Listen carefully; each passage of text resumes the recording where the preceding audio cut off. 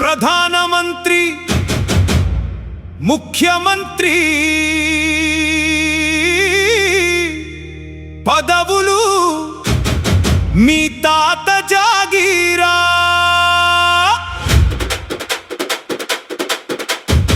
నరేంద్ర మోడీ నేను 15 ఏళ్ళు ప్రధానమంత్రి ఉంటాను అంటాడు. రేవంత్ రెడ్డి నేను ఇంకా 34 వరకు, ఇంకా 10 ఏళ్ళు నేనే ముఖ్యమంత్రి అంటాడు.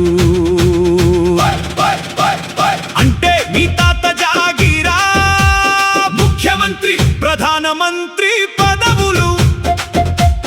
ఒక్కటి గుర్తు పెట్టుకోండి, నేను ఇప్పుడు కాబోయే తెలంగాణ ముఖ్యమంత్రిని. రేవంత్ రెడ్డి కానే కాదు, రేవంత్ రెడ్డి రానే రాడు. ఎలా వస్తాడు? 22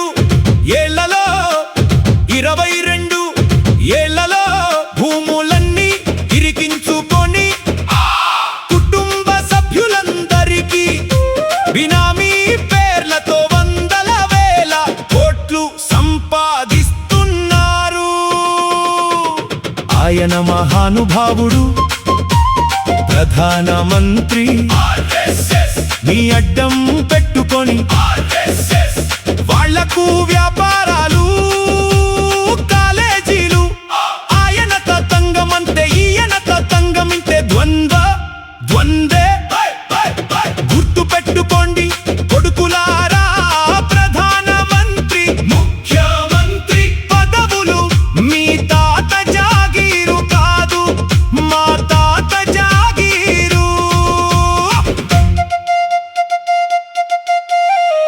ఒక బిచ్చగాడు ప్రధానమంత్రి అయితే ఎలా ఉంటది? ఇక నుండి ప్రధానమంత్రి ముఖ్యమంత్రి కాబోయేది బిచ్చగాళ్ళే. గుర్తు పెట్టుకోండి, బిచ్చగాళ్ళే. బిచ్చగాళ్ళను చాలా తక్కువ అంచనా వేస్తున్నారు. బీజేపీ ఏమంటుంది? ధర్మం పేరిట భిక్షాటన ఉన్నదాన్ని, రద్దు ఉన్నదాన్ని ఎత్తేశారు. అంటే ప్రజలు బిచ్చగాళ్ళ, బీజేపీ వాళ్ళు దొరలా, మీరు దాతలా. ప్రజలను బిచ్చగాళ్ళను చేసి గుళ్ళ దగ్గర, మసీదుల దగ్గర, అబ్బబ్బబ్బా చర్చిల దగ్గర, చౌరస్తాలో రేవంత్ రెడ్డి రోజు పోయి చౌరస్తాలో అయినా బిచ్చగాళ్ళు గోల కార్లను ఆపుకుంటూ, ఏమిటయ్యా నీకు సెక్యూరిటీ ఉంటది కాబట్టి నీ జోలికి రారు. సెక్యూరిటీ లేని ప్రజల మేము సిగ్నల్ దగ్గర ఆపుకుంటే కొడతారు, కొడతారు. ఓ రామకథ, హరికథ, బుర్రకథ, భూమి బతుకులు నా మనవడా. మీరేం పాలకులారా, నా కొడుకులారా, మీ కంటే బిచ్చగాళ్ళు నయము. మీరు పరమ దరిద్రులు, మీకు పరిపాలన చేత కాదు. నేను పరిపాలించి చూపిస్తాను. రోడ్డు మీద ఎవడు పడుకోవడానికి వీలు లేదు. అందరికీ ఆశ్రమం కల్పిస్తాము, ఉపాధి కల్పిస్తాము. ప్రతి ఒక్కడికి నెలకు 5,000 జీతం ఇస్తా. పని ఉన్నా లేకున్నా జీతం ఇస్తూనే ఉంటా.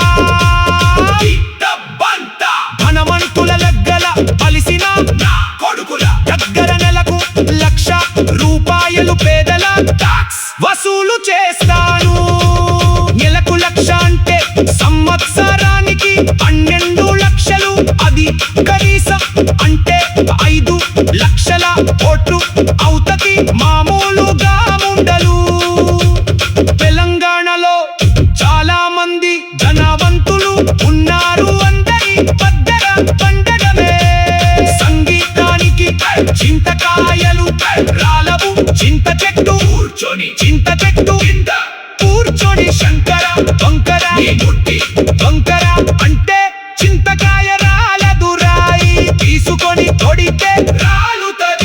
దునియా జుప్పి